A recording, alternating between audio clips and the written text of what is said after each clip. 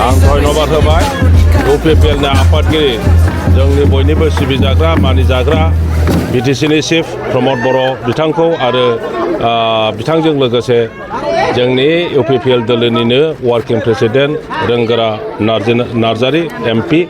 आरो जयन्त बसुमतारी एमपि राजकुमार नार्जारि जोंनि general secretary Urkhao Gwra Brahma मन्त्रि आरो साफ्रोमबो इउपिपिएल दोलोनि साफा दैदेनगिरिफोरखौ आं धन्यबाद होयो मानोना आङो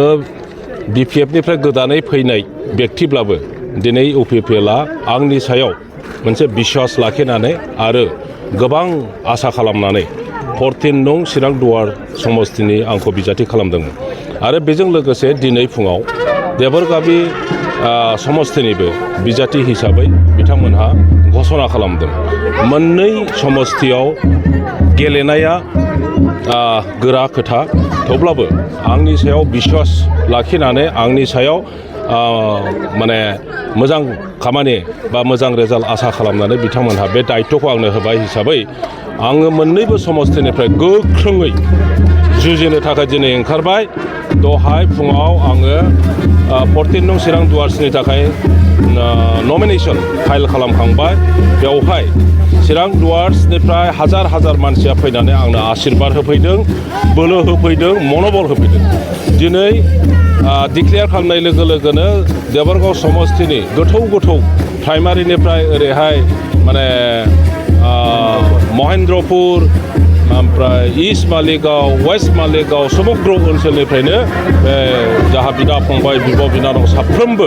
इउपिपिएलफ्रा फैनानै आंनि न'आव दिनैहाय आंखौ बरायफैदों आरो बिथांमोननि जि गोसोनि उत्साह बेखौ नुनानै आंनि मनोबला आरोबाव बहु गुना बारायबाय जे दिनै देबरगामियाव इउपिपिएलनि बिजाथि जानानै बयबो रायजो राजा आइ आफा बिदा फंबायफोरनि अननाय आरो आशीर्बादजों एइबार देबरगामियाव इउपिपिएल दोलोआनो देरहागोन आंनो देरहागोन आरो बेनि 15 बोसोर 17 बोसोराव देरहाबोनाय जि बिजाथि दंमोन आगोलनि जाहा बिटिसिनि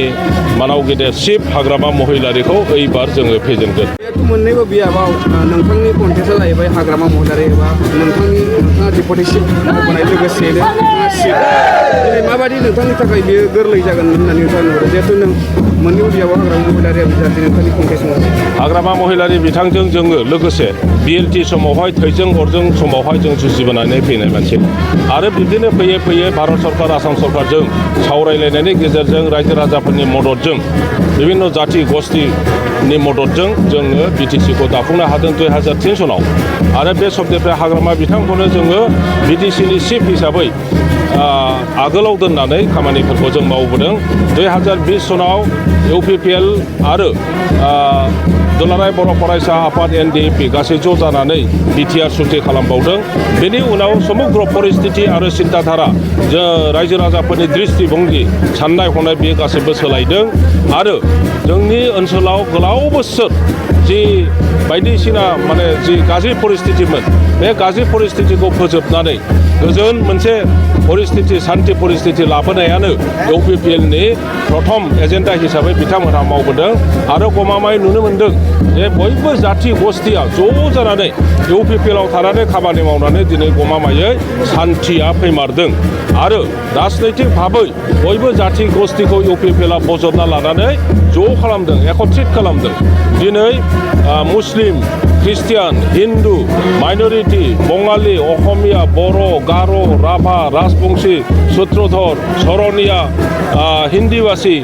नेपालि जेसेबां जाथि गस्थि दङ जोंनि बिटिसिआव इउपिपिएलआवनो थानानै ज' राजनिति खालामदों आरो बे हिसाबै बयहाबो आसा दङ इउपिपिएलनि सायाव फैगौ दिनाव नैबे निर्बाचनाव देरहाखांनानै सरकार दाखांनानै थांनाय 5 बोसोराव जेसेबां मावदों बेनि बहु गुना साबसिन मोजां खामानि मावगोन।